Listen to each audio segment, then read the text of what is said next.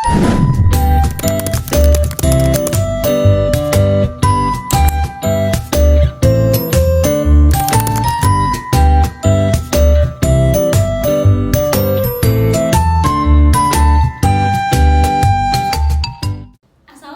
warahmatullahi wabarakatuh. Halo semuanya, kembali lagi di podcast Fakultas Keguruan dan Ilmu Pendidikan Universitas Sriwijaya.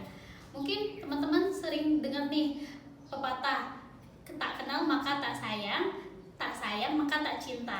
Baik, perkenalkan saya Dwi Wulandari, mahasiswi program studi pendidikan kimia angkatan 2022 yang mana akan memandu podcast kita pada hari ini.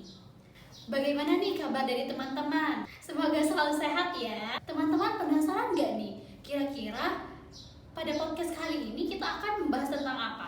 Jadi, podcast kali ini kita akan membahas mengenai etika yang harus dimiliki pendidik guna menjadi pendidik yang profesional.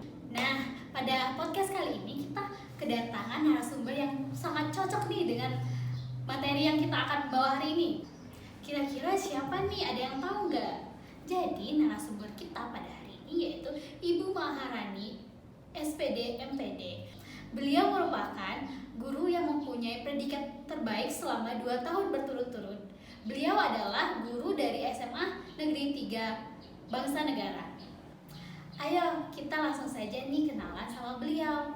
Halo Ibu, bagaimana kabarnya hari ini Bu? Halo Mbak Dewi, alhamdulillah sehat. Bagaimana Mbak Dewi kabarnya?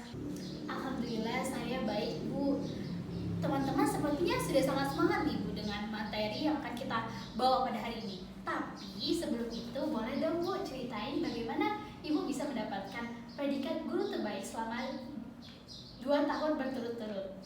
Boleh Ibu silakan. Baik, terima kasih Mbak Dewi. Jadi awalnya itu di sekolah saya mengadakan lomba yang diadakan secara rutin setiap tahunnya di Hari Guru. Pada lomba ini, guru diminta untuk membuat kompetisi berkolaborasi dengan siswa yang ada di sekolah. Nah, di mana saya meminta tanggapan dari siswa yang saya ajar dengan memberikan kritik dan juga saran bagaimana cara saya mengajar saat di kelas. Kemudian dari tanggapan siswa tersebut, saya membuat solusi untuk bagaimana cara pembelajaran di kelas ke depannya. Tujuan dilakukannya hal ini agar saya bisa mendekatkan diri kepada siswa-siswa yang saya ajar, agar mereka tidak merasa terbebani dan enjoy dalam pembelajaran yang saya ampu. Wah, sangat bagus sekali ide Ibu untuk mendekatkan diri kepada peserta didik. Nah, tadi Ibu membahas mengenai cara belajar yang sesuai dengan peserta didik. Hal ini merupakan salah satu contoh dari etika pendidikan. Nah, menurut Ibu sendiri, etika pendidikan itu sebenarnya apa sih Ibu? Etika pendidikan merupakan perilaku dan tindakan dari seorang tenaga pendidik yang sesuai dengan prinsip moral dan nilai-nilai dalam konteks pendidikan. Nah, seperti yang Ibu katakan tadi, etika pendidik merupakan perilaku tenaga pendidik yang sesuai dengan nilai dan moral.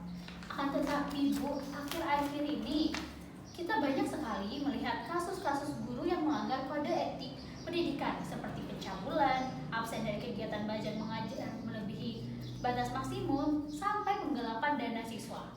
Nah, dari kasus-kasus tersebut, bagaimana pendapat Ibu mengenai kode etik pendidikan di Indonesia ini? Dan kira-kira apa penyebabnya?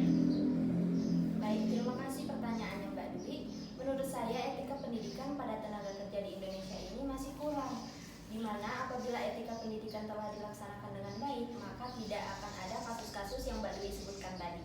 Oleh karena itu, baik guru maupun pemerintah harus menindaklanjuti kasus-kasus yang telah terjadi, terutama pada guru sendiri. Guru juga harus sadar dengan etika-etika yang harus diterapkan, di mana guru merupakan panutan dari siswa. Nah, menurut Ibu, solusi apa yang harus dilakukan agar dapat mengurangi pelanggaran etik pendidikan khususnya pada tenaga pendidik yaitu guru? Nah, solusi yang dapat dilakukan untuk mengurangi pelanggaran etika ini yaitu dengan yang pertama memberikan pendidikan dan pelatihan mengenai prinsip-prinsip etika dan kode etik profesi kepada tenaga pendidik. Nah, pelatihan ini dapat membantu meningkatkan kesadaran tentang standar etika yang diharapkan dalam profesi pendidikan. Nah, kemudian dapat juga nih dengan menyediakan program pendampingan dan mentorship bagi tenaga pendidik. Saya sedikit cerita ya Bu, ada salah satu dosen saya yang bilang bahwa kita sebagai pendidik merupakan sama seperti pelakon atau aktor, di mana peran kita sebagai guru harus profesional, tidak melibatkan perasaan pribadi. Walaupun dalam keadaan sedih, kita harus tetap terlihat bahagia dalam menyampaikan pembelajaran kepada peserta didik sehingga pembelajaran yang diberikan tersebut dapat tersampai dan diterima dengan baik oleh peserta didik. Nah, sebagai manusia biasa, kita seringkali kesulitan dalam mengatur emosional. Nah, menurut Ibu sendiri, bagaimana sih tips and trik agar dapat menjaga emosional sehingga para guru dapat tetap profesional dalam menjalankan tugasnya? Nah, kita sebagai guru harus fokus dengan tujuan dan nilai sebagai seorang guru, di mana kita memiliki misi untuk mendidik dan memberdayakan siswa-siswa yang kita ajar agar tetap terinspirasi dan juga termotivasi dengan apa yang kita lakukan. Guru juga harus memberikan batasan yang jelas antara kehidupan pribadi dan juga kehidupan di pekerjaan, yaitu sebagai seorang guru. Nah, berikan waktu luang untuk diri sendiri untuk menikmati hobi, berkumpul dengan keluarga, dan melakukan hal-hal yang diinginkan. Hal ini membantu menjaga kesehatan mental dan juga fisik seorang guru sehingga tidak mengganggu jalannya proses pembelajaran di sekolah. Tips and trik yang sangat menarik ya, Bu.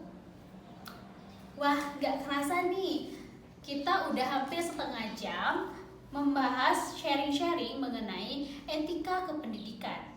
Mulai dari etika pendidikan di Indonesia hingga solusinya. Bagaimana nih teman-teman? Apakah sudah terjawab semua pertanyaan yang ada di kepala kalian? Mengenai apa sih sebenarnya etika pendidikan itu? Sepertinya sudah cukup jelas ya, apalagi tadi Ibu Maharani telah memberikan tips and trik mengenai cara menjaga emosional atau mengontrol emosional yang sangat bermanfaat bagi para guru. Nah, saya ucapkan terima kasih kepada Ibu Maharani SPD MPD karena telah berkenan menjadi narasumber pada podcast kali ini. Baik, terima kasih kembali Mbak Dwi. Semoga Mbak Dwi sehat selalu dan lancar kuliahnya. Amin, amin. Terima kasih banyak ya, Bu. Baik, sebelum kita tutup podcast kita pada hari ini, saya ada sedikit pantun nih. Buah nanas, buah ceri, dicampur gula enak sekali. Cukup sekian, terima kasih. Semoga kita bertemu lagi. Wassalamualaikum warahmatullahi wabarakatuh. Bye-bye, sampai jumpa teman-teman.